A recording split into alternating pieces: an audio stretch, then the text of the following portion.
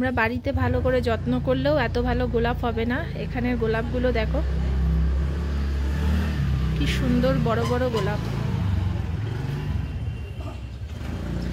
এই জায়গা থেকে দাঁড়িয়ে আমরা কাঞ্চনজঙ্ঘা দেখতে পারতাম যদি আমাদের মানে সময়টা ঠিকঠাক হতো। এমন সময়ই আসলাম যে পুরো মেঘলা। সকালে রোদ উঠলেও কি হবে, প্রত্যেক দিন বিকেলবেলা কিন্তু বৃষ্টি হচ্ছে। মোটামুটি যা ঘুরে নেওয়া সকালবেলা থেকে ঘুরে নেওয়া যাচ্ছে, তারপরে দুপুর থেকে বলো বা বিকেল থেকে বলো 2-3 ঘন্টা প্রায় বৃষ্টি চলছে, তারপর আবার আস্তে আস্তে আকাশ কাটছে। এখান থেকে দেখো ওপরটা দেখাচ্ছি, কতটা উঁচু পাহাড় দেখতে পাচ্ছ এদিকে।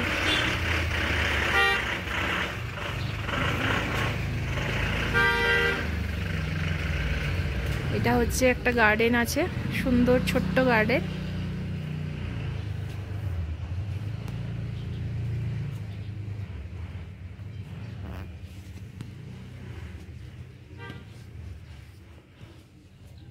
লাস্টবারের মতো দার্জিলিংয়ে টাটা দিয়ে আমরা এবার বেরিয়ে যাব।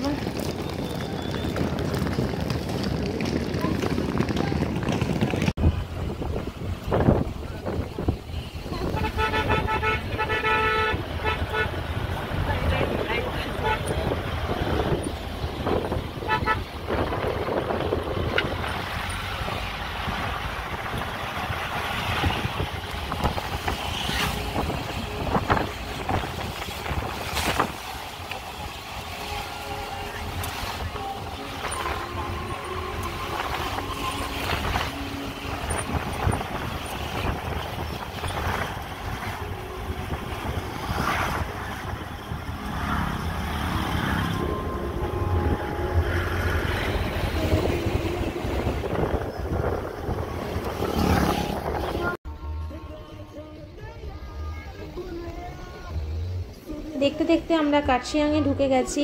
আর এতক্ষণের জার্নিটা আমাদের একটু অন্যরকম ছিল, কারণ রাস্তায় প্রচণ্ড জ্যাম ছিল। তাই কার্শিয়াংয়ে ঢুকতে ঢুকতে বেশ অনেকটা টাইমই কিন্তু আমাদের লেগে গেছে। তা ইন দ্য মিন টাইম একটু বিরক্তই লাগছিল, তার জন্য আর কোনো ব্লগও করিনি। তো এখন ঢুকছি কার্শিয়াং, তারপরে এখানে আমরা একটু মানে রেস্ট নেব। রাস্তার উপরে যে ছোট্ট রেস্টুরেন্ট, সেটাতে আমরা এসে একটুখানি চা খাবো আর ছোটোখাটো কিছু খাবো। তো পেছন থেকে দেখালাম কার্শিয়াংয়ের ভিউটা জাস্ট অসাধারণ, দারুণ লাগছে। তোমাদের কি বলবো, মানে এখানটা না এলে তোমরা এই ফিলিংসটা পাবে না, এতটা সুন্দর লাগছে। কার্শিয়াং মানে অনেকটা ফাঁকা, কালিম্পং বা দার্জিলিংয়ের থেকেও কার্শিয়াং কিন্তু বেশ অনেকটাই ফাঁকা লাগলো আমাদের কাছে। তো যেখানে ফাঁকা সেখানে জায়গাটা তো আমাদের একটু বেশি প্রিয় লাগে। তো যাই হোক, খুবই ভালো লাগছে। আমরা আছি কার্শিয়াংয়ে, আর এখানে আমাদের গাড়িটা থামিয়ে এখানে এসে একটু চা খেলাম, টয়লেট গেলাম, আর আমরা বেরিয়েছি অনেকক্ষণ আগেই। মাঝে বেশ কিছুক্ষণ জ্যাম তো ছিলই, এটা তো একদম মেনে নিয়েই চলতে হবে। 2 ঘন্টা কি 3 ঘন্টা রাস্তা, হয়তো 4 ঘন্টা 4.5 ঘন্টা লেগেই যাবে। তো যাই হোক, আমার সত্যি কথা বলতে দার্জিলিংয়ের সাইড ট্যুরটা করে এত ভালো লেগেছে। আর এই কার্শিয়াং কালিম্পং যে এই পরিবেশটা আমার খুব ভালো লাগে। মেন দার্জিলিংটা কিন্তু অনেকটা কনজেস্টেড হয়ে গেছে, অনেক বেশি ভিড়, তো একটু ফাঁকাটাই বেশি ভালো লাগে। তো পরের বার এসে ভাবছি এখানে এসে থাকবো। দেখো আমার পেছনে পাহাড়, আমি বসে আছি অনেকটা নিচে, দেখো।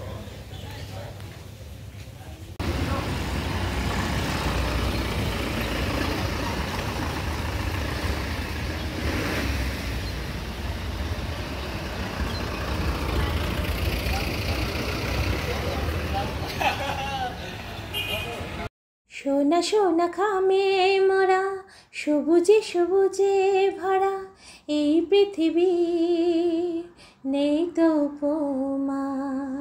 ওগো প্রিয়তমা, আমার প্রিয়তমা। সোনা সোনা খামে মোরা, সবুজে সবুজে ভরা এই পৃথিবীর, নেই তো উপমা। ওগো প্রিয়তমা, আমার প্রিয়তমা। মনে হয় সত্যি নয়, তুমি স্বপ্নে এসেছো, রূপকথার মায়াতে আমাকে বেঁধেছো। কে তুমি বলো না, করো না ছলনা, কি খেলা শুরু করেছো, কে তুমি বলো না, করো না চলো না, কি খেলা শুরু করেছো। হে হে হে হে হে আহা হা হা লা লা লা লা লা। দেখতে দেখতে আমরা শিলিগুড়িতে ঢুকে গেছিলাম। তারপর শিলিগুড়ি থেকে আমাদের একটা টোটো বুক করে আমরা গেছিলাম 15 মিনিটের রাস্তা হবে এনজিপি যে স্টেশনের কাছে আমরা হোটেলটা নিয়েছি সেখানে। তো সেখানে জাস্ট আমরা আমাদের লাগেজগুলো রেখে একটু ফ্রেশ হয়ে আমরা আবারও একটা টোটো বুক করে চলে এসেছি হংকং মার্কেটে। তো হংকং মার্কেটে আসার ইচ্ছা অনেক বেশি ছিল সুমিতের, আমি তো প্রচণ্ড টায়ার্ড ছিলাম, আমার একদম ইচ্ছা করছিল না, কিন্তু যাই হোক এত জোর জবরদস্তি করলো যে আসতে বাধ্য হলাম। তো এসে কিছু কিছু জিনিস কিনেছি হংকং মার্কেট থেকে। আর তোমাদের হংকং মার্কেটটা একটু দেখিয়ে দিই, তোমরা যারা হংকং মার্কেটে এখনও আসোনি অবশ্যই শিলিগুড়ি এলে হংকং মার্কেটে এসো। তো এখানে কিন্তু দাম অনেকটা মানে কি বলবো, অনেকটা বার্গেনিং করার পর দাম কিন্তু অনেকটা কমে যায়, আর তোমরা খুব রিজনেবল প্রাইসে কিন্তু অনেক ভালো ভালো জিনিস পেতে পারো। তো আমার এই বুদ্ধটা কিন্তু খুব পছন্দ হয়েছিল, কিন্তু দামটা মানে কি বলবো, উনি একদম নেওয়া হয়নি। তো কিছু কিছু জিনিস আমরা হংকং মার্কেট থেকে কিনেছি। তো কি কি কিনেছি অবশ্যই দেখাবো। আর একটা ট্রলিও কিনতে বাধ্য হয়েছি, কারণ ইউটিউবে যাবে এত বেশি জিনিস হয়ে গেছিলো যে একটা ট্রলি না হলে আর একটা হচ্ছিল না। তো আমরা এখান থেকে আর একটা ট্রলিও নিয়েছি বেশ রিজনেবল প্রাইসে। তো চলো দেখতে থাকো।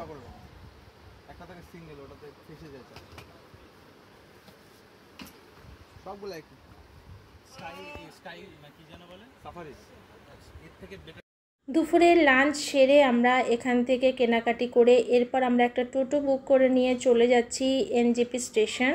আর স্টেশন আর হোটেল বলতে পারো একই জায়গায়, তাই জন্য আমরা মোটামুটি হোটেলেই ফিরছি এবার। আর এখান থেকে হোটেল যেতে আমাদের টোটোটা নিয়েছিল 120 থেকে 150 এরকম আর কি, মানে ওরা 150 টাকা বলছিল, তারপর দামাদামি করার পর 120-তে রাজি হয়েছে। তো এই যে আমরা চলে এসেছি হোটেলে। আমাদের হোটেলটা কিন্তু একেবারেই মানে স্টেশনের কাছে বলতে পারো, এখান থেকে 2 মিনিটের হাঁটা পথ। তো এতটাই কাছে যাতে অনেকটা ভোরে উঠতে গিয়ে আমাদের কোনো প্রবলেম না হয়, তার জন্য আমরা একেবারেই কাছে হোটেল নিয়েছি। তো চলো এখনের মতো রেস্ট নিই, আবার কালকে দেখা হবে। প্রচণ্ড টায়ার্ড বুঝতেই পারছো। তো আমরা ছিলাম হোটেল হিলটনে।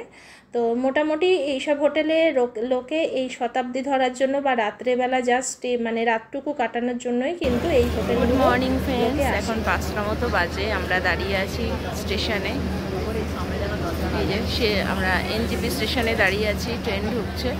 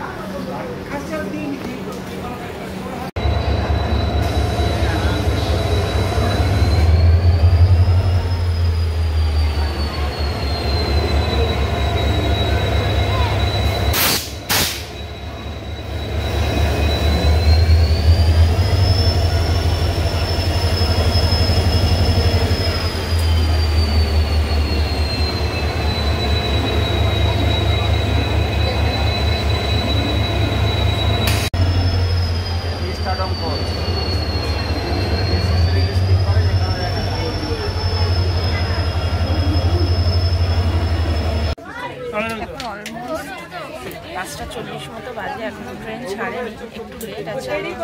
দেখা যাক, পরে হয়তো ম্যানেজ করে দেবে টাইমটা। এই যে সঙ্গে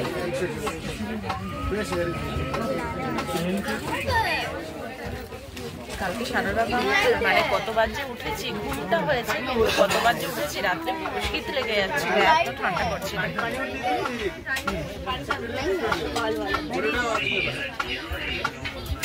এখানে তো কন্টিনিউয়াসলি ভীষণ কমে যাচ্ছে। কালকে আসা থেকে আমরা দেখছি যে শিলিগুড়ি বলো, জলপাইগুড়ি সবগুলো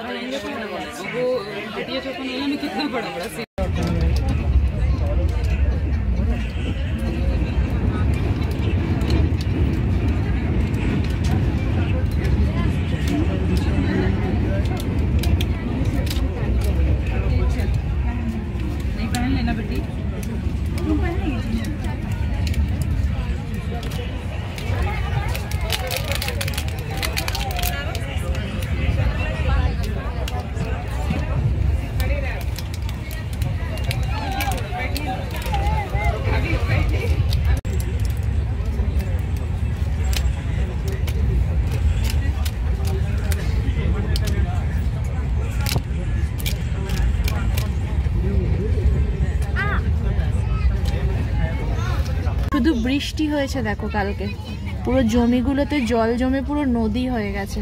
দেখো বেশ বৃষ্টি হচ্ছে কদিন ধরে এখানে। কি সুন্দর লাগছে না, মনে হচ্ছে একটা নদী।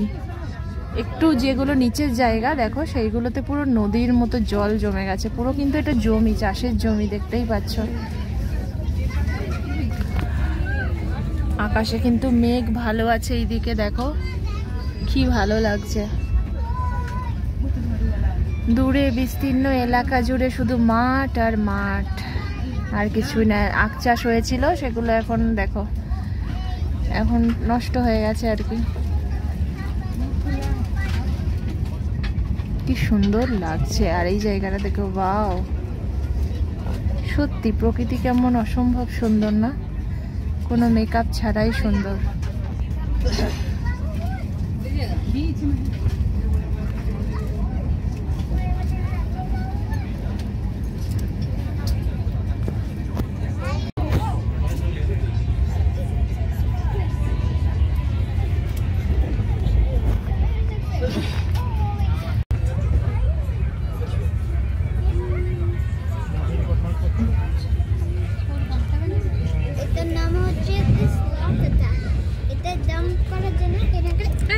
কি করছিস? আবার নিচে নেমে যাচ্ছে, কি করছে? আমার ও তো সাফল্য হয়েছে। এখন দিয়ে নামা যাবে না। আমি জিনিস ওই তো নিচে পড়ে